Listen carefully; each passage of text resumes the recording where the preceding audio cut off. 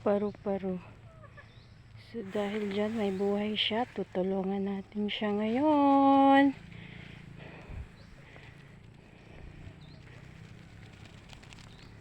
Yan, nakalaya na siya. Andun na.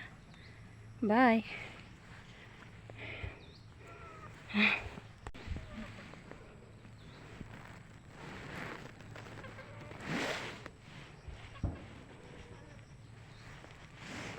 Oo naman yung paru-paro. So dahil dyan may buhay siya, tutulungan natin siya ngayon.